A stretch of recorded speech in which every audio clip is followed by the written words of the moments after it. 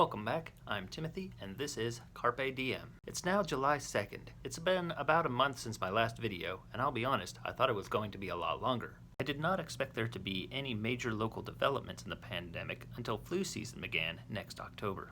I was unfortunately very wrong. Let's take a look at the graphs and see how we got here.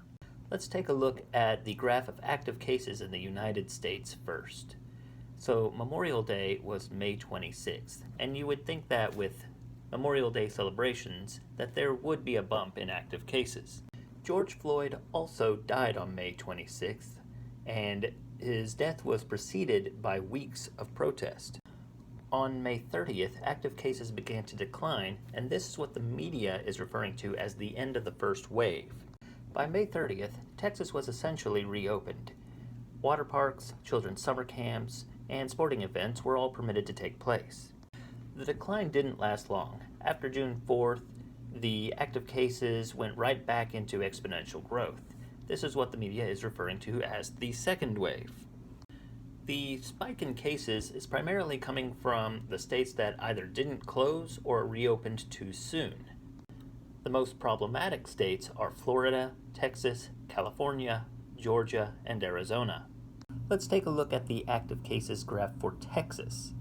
Texas never had a discernible end to the first wave. While there have been some dips here and there, the overall trajectory has been upward. Remember, Texas went through phases. We were all shut down at the end of April, and then at the beginning of May, we began to reopen. That was phase 1. Then, in mid-May, we began phase 2, and at the end of May, Texas was almost entirely reopened. Active cases continued to increase into June and just really took off at June 14th. Now let's take a look at the graph of the active cases in Smith County. The virus is more easily spread in cities with large population density. Tyler is a small city when compared to Dallas or Houston, so it didn't hit us quite as quickly. Smith County didn't really see exponential growth begin until mid-June. Smith County is still very much in the first wave. It has been exponential growth the entire time. Alright, now let's take a look at the executive order Greg Abbott signed last Friday on June 26th. Businesses, with some exceptions, are cut to 50% of their total occupancy.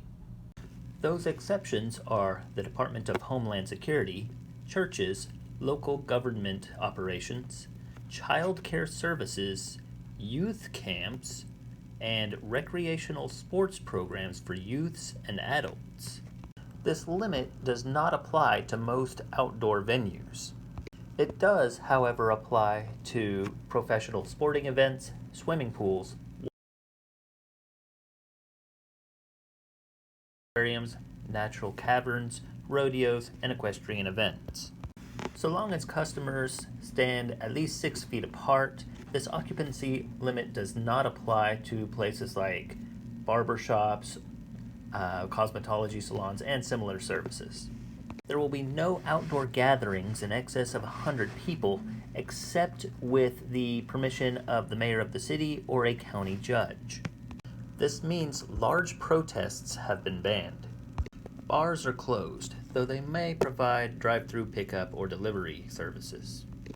Commercial rafting and tubing services are also closed. Because people will always try to find a loophole, this executive order specifies that just because a place has a retractable roof does not mean it's an outdoor facility when the roof is open.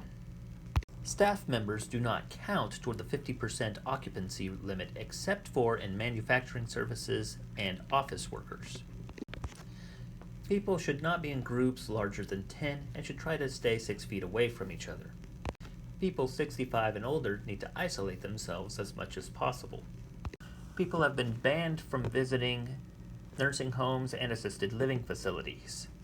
Finally, schools are permitted to resume summer classes. This all happened Friday about a week ago. Just today, there have been some new development. First of all, the 4th of July Lindsay Park fireworks show has been canceled. Second, Greg Abbott has signed a new executive order just today. This new order requires everybody to wear a mask. The new order is not on texas.gov yet, but I will go over it in detail next week. Jail time has been eliminated as a penalty. However, this order and all executive orders pertaining to COVID-19 will be enforced with a $1,000 fine. Thank you for watching, stay healthy, and I'll see you next time.